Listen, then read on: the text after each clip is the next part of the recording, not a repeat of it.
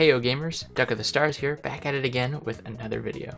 Since I began making these argumentative videos, I've had a few controversial takes. And since this channel reached 200 subscribers since my last upload, I figured I would treat you guys to my most controversial take yet.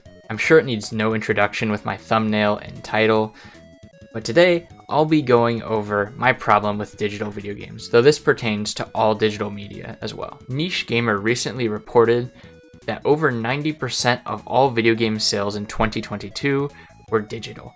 And while this may seem like a good thing for a variety of reasons, which I'll go over, there's a dangerous side to this news as well. But before I get into it, please consider liking and subscribing to my channel if you haven't done so already. I'm a small creator, so every like and every subscriber gained is a show of support and a major motivator for me to continue making content like this. My channel thrives on you guys' continued support and feedback. So, if you guys have something to say as well, please let me know down in the comments below. I'll make sure to look at it and hopefully respond to you in a timely manner. And if you're interested, please consider looking into my Discord server as well. It hasn't had too much success yet, so I hope to continue bolstering its community so that we can continue these discussions outside of my videos. I'm not going to delay the video any longer, so let's get right into it. Now, to start things off, I don't want to bash anybody for enjoying digital gaming. There are actually plenty of reasons to advocate for it. The most obvious issue that I can think of is accessibility. There may not be a store near you to sell specific games, and ordering online can be time-consuming and expensive, especially when retro games are involved. And frankly, it's also completely justifiable to not want to deal with the hassle of getting up and manually inserting discs or cartridges into your device. Sometimes it's nicer to just sit back on your couch and relax. And this isn't even considering the environmental impact. Digital games, of course, require less plastic. Initial electricity usage from downloading the games aside, digital games are far friendlier for the environment than physical games. There are a variety of reasons why people would prefer digital games to physical. My issue with digital games don't come from any of these issues. In fact, they come from something far more sinister.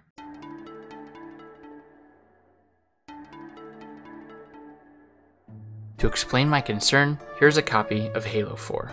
Now, I'm holding this game in my hand. It's my personal property, and trying to take it from me would be illegal. But owning this game does not give me the right to publish or create something with the Halo brand. So essentially, I have the Halo game, but I don't have Halo, if that makes any sense. The legal term for this is a license. By purchasing this disc, the company, Microsoft, has granted me access to Halo 4.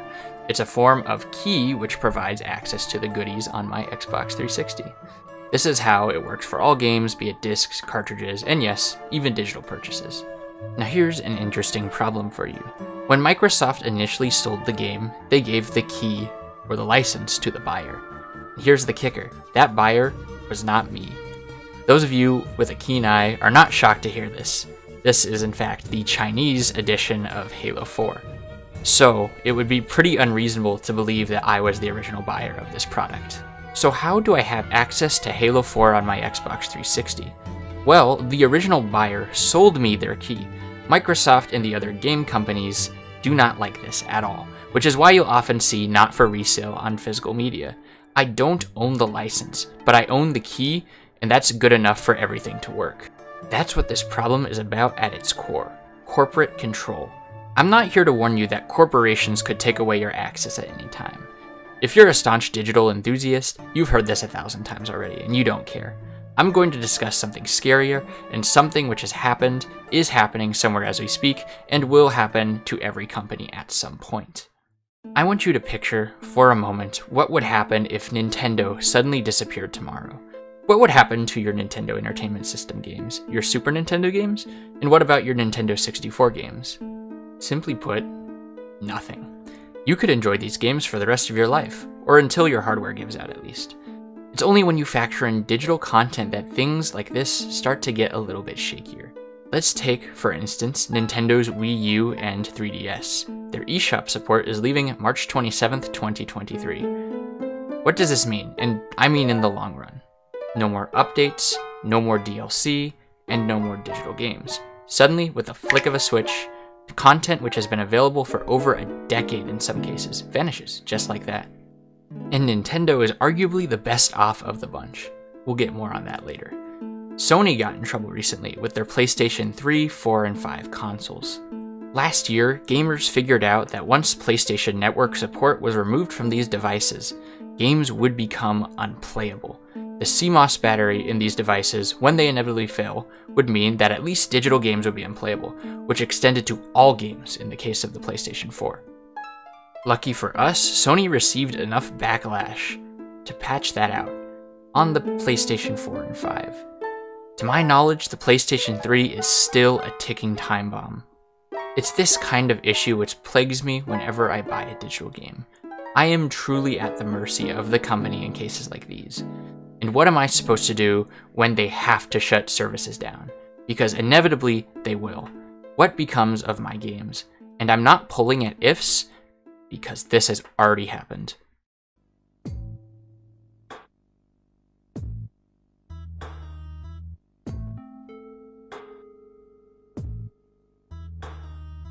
When a major company flops, it's often unclear what'll happen to their IPs. At this point, as gamers, we've either experienced or heard about the downfall of Sega and Atari.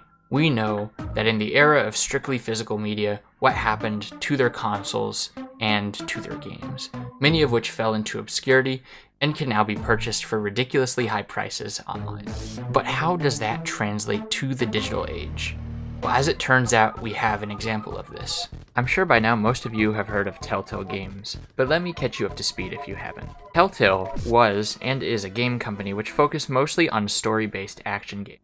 They're known for their Batman series, the Walking Dead series, Tales from the Borderlands, and so on. In the early 2010s, Telltale partnered up with Mojang to create a single-player, story-based Minecraft game. In typical Telltale fashion, the game was structured to have episodes like a TV show. Players were given a set amount of episodes to begin with, and subsequent episodes were released as they were produced. One of the issues was that you had to download every subsequent episode even if you had the physical disc. So when Telltale went under in 2018, there became a big issue to figure out who would be able to sell the game. The ultimate decision is that nobody could, and the game was pulled from all store shelves. Even today, you can't find it on Steam, on PlayStation, on Xbox, or on Nintendo. Furthermore, those who did not download the extra episodes can no longer do so. They simply do not exist anymore, unless you bought the complete edition, in which you would receive every episode in Season 1 without any extra download necessary. However, as I mentioned before, there were 2 seasons in this series. There was never a complete edition made for Season 2, which means that Season 2 is all but lost to time. That is, unless you bought the game on Nintendo Switch.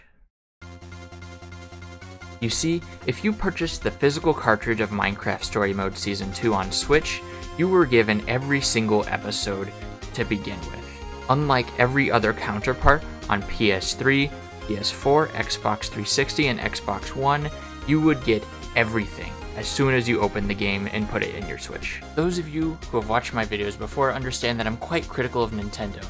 But this little guy saved an entire game from extinction.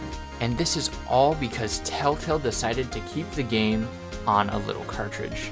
When it comes to the discussion of game preservation, we often believe that digital is the right response. But in this case, it has proven to us that the opposite is just as if not even more true.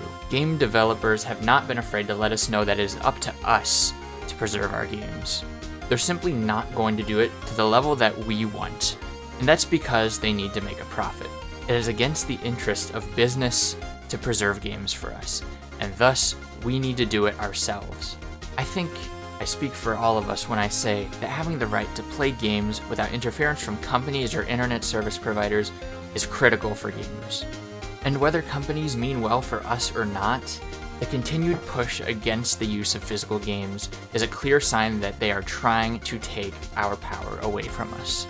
We as consumers have grown up under the precedent that we will be able to keep these licenses forever. So long as we have that physical key, the company cannot do anything to prevent us from playing our games, watching our movies, etc. But it's becoming clearer and clearer that companies want to get rid of this. They want to take away that middleman. They want power over us. And as media consumers, we cannot allow this. And so I urge you, as a fellow media consumer and a game preservationist, to consider the impact you have on only buying digital. Minecraft Story Mode may have been a legal complication, but we don't know what's going to happen when all of these major companies shut down, years down the line. And so, the next time you think about pre-order a game, consider physical. This has been another Duck of the Stars video, and I'll catch you guys in the next one.